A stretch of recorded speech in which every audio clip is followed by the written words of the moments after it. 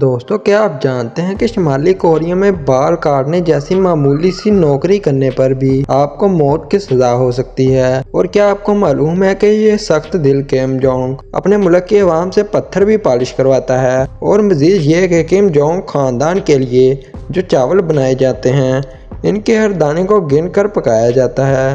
خیر، آج کی اس ویڈیو میں ہم آپ کو شمالی کوریا کی عجیب و غریب جابز کے بارے میں بتائیں گے جنہیں یقیناً آپ نے پہلے کبھی نہیں سنا ہوگا۔ Rice inspector. دوستو، فوڈ انسپیکشن کے بارے میں تو آپ نے سنا ہوگا، لیکن کیا آپ یقین کریں گے کہ شمالی کوریا میں ایک ایسی ٹیم ہے جو صرف چاولوں کی جانچ کرتی ہے؟ سننے میں تھوڑا عجیب لگتا ہے، مگر آپ کو جان کر حیرت ہوگی کہ شمالی کوریا میں چاولوں کو گننے اور ان کی معائنہ کے لیے ایک خاص نوکری رکھی گئی ہے۔ دراصل یہ کام اس وقت شروع ہوا جب کم جونگ کے والد کم جونگ il زندہ تھے۔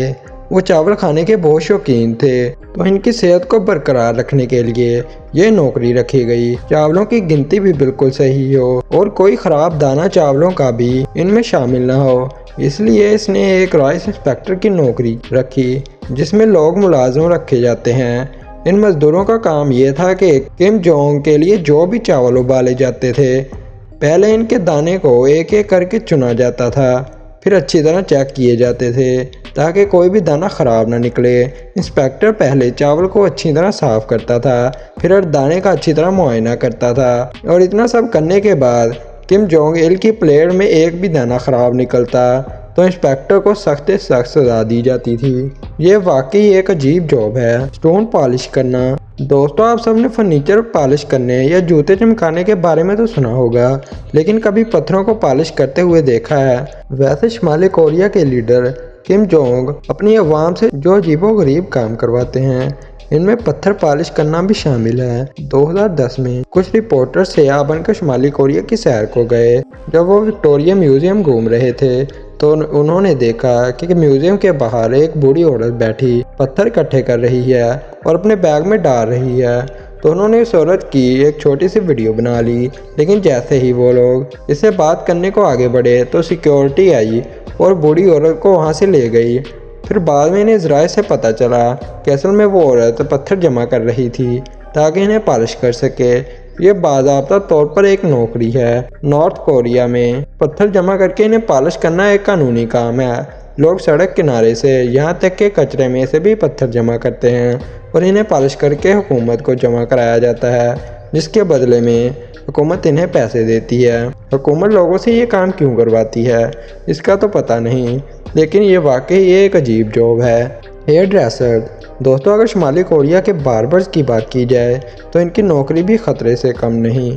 وجہ یہ ہے کہ اگر کوئی باربر حکومت کی مرضی کے خلاف بال بھی کاٹ دے تو اسے موت کی سزا بھی ہو سکتی ہے۔ خیر، آپ کو جان کر حیرت ہوگی کہ شمالی کوریا کے لوگوں کو اپنی مرضی سے ہیئر کٹوانے کی بھی اجازت نہیں۔ یہاں کی حکومت نے اپنی طرف سے کچھ خاص ہیئر کٹس متعین کر رکھے ہیں اور باربرز کو ان ہیئر کٹس کے علاوہ کسی بھی دوسرے سٹائل بنانے کی اجازت نہیں۔ خواتین کے لیے 18 اور مردوں کے لیے 10 ہیئر سٹائلز ہیں۔ نہ گاہک کوئی اور ہیئر سٹائل منتخب کر سکتا ہے اور نہ باربر اس کے لیے کوئی اور کٹنگ کر سکتا ہے۔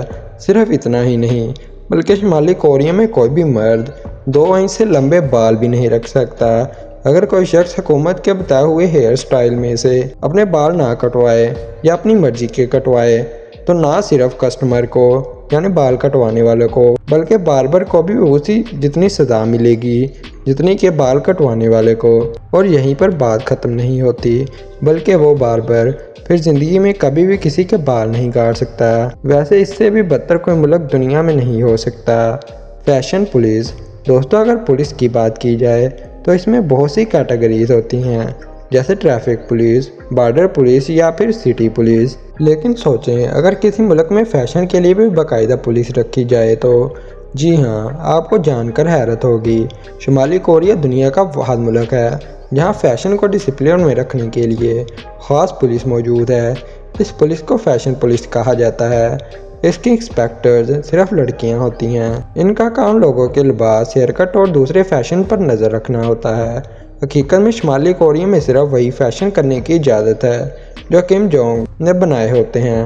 अगर कोई इससे हटकर कपड़े या हेयर स्टाइल में नजर आए तो फैशन पुलिस इसे पकड़ लेती है और जेल में बंद कर दिया जाता है। बुनियादी तौर पर बार्बर और जो लोग बाल कटवाने जाते हैं वो हमेशा फैशन पुलिस की नज़रों में रहते हैं। सिर्फ यही नहीं बल्कि इसमें कपड़े भी शामिल हैं। मिसाल के तौर पर किम जोंग ने जीन्स पहनने पर सख्त पाबंदी लगा रखी है। शुमाली कोरिया के लोग या तो अपना रवायती लिबास पहनते हैं या फिर फौजी वर्दी। इसके अलावा इन्हें कुछ और पहनने की इजाज़त नहीं। बल्कि यही नहीं, ये फैशन पुलिस इनकी हेयर कट्स पर भी नज़र रखती है, क्योंकि किम जोंग का हुक्म है कि शुमाली कोरिया के लोगों पर बिल्कुल भी मगरबी असरात मुरतब ना हो।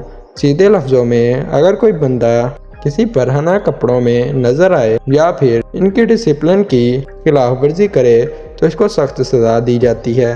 दोस्तों, मौसीकार और तफरीह फराहम करने वाले हर मुल्क में होते हैं। ये लोग या तो सोशल मीडिया के ज़रिए लोगों को तफरीह फराहम करते हैं या बराह रास्त आकर लोगों के सामने परफॉर्म करते हैं। लेकिन क्या आपको मालूम है कि शुमाली कोरिया के एंटरटेनर्स की नौकरी किसी तबाही से कम नहीं।